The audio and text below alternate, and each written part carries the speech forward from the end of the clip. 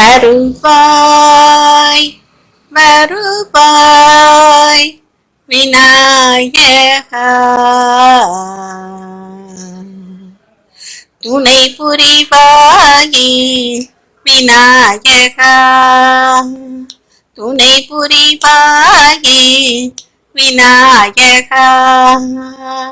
ஓம் சக்தி விநாயகா நீ வருவாய், ஓம் சக்தி விநாயகா நீ வருவாய், பக்க துணையாகவே நீ இருப்பாயப்பா.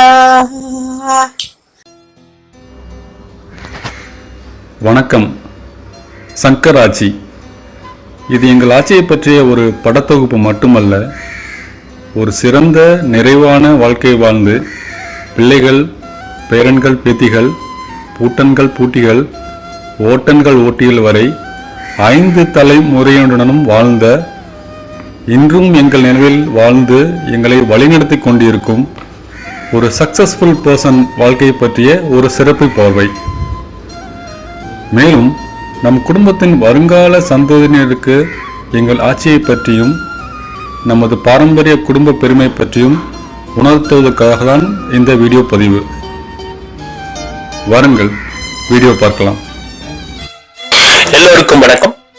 சங்கரம்மாள் ஆட்சி கிருஷ்ணரின் கையில் சுற்றும் சக்கரத்தை போல வேகமாகவும் இறுதி வரை இயங்கிக் கொண்டிருந்த அவர்களது வாழ்க்கை சரித்திரத்தை பற்றி ஒரு சிறு தொகுப்பு. கோமதி நாயகத்திற்கும் பார்வதி அம்மாளுக்கும் 3வது மகளாக 8/9/1922 தூத்துக்குடியில் பிறந்தார். தனது 15ஆம் வயதில் வீட்டின் ஊஞ்சலில் மயிலை போல ஆடிக்கொண்டிருந்த பருவ மங்கைக்கு வாழ்வின் முதல் இறப்பை உணரும் தருணமும் வாழ்க்கை திருப்பு முனையாகவும் மாறியது.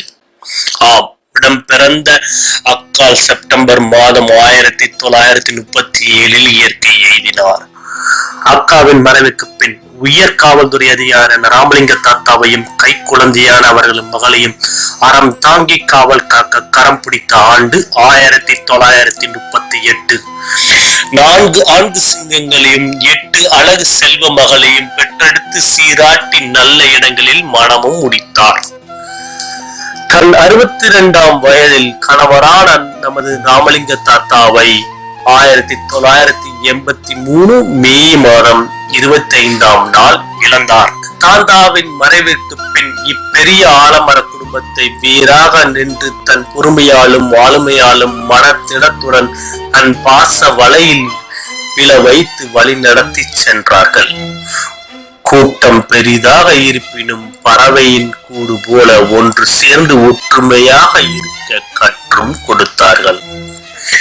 வெவ்வேறு காலகட்டத்தில் பல ஏற்றங்கள், பல இறப்புகள் இருந்தாலும் டேக் இட் ஈஸியாக எடுத்து தன்னம்பிக்கையுடன் இத்தனை வருடம் நம்மோடு பயணித்தார்கள். எங்களுடைய அம்மா சங்கரம்மாள். நான் அவர்கள் மூத்த மகள். என்னை அம்மா ரொம்ப எல்லாரையும் விட ரொம்ப அதிகமாக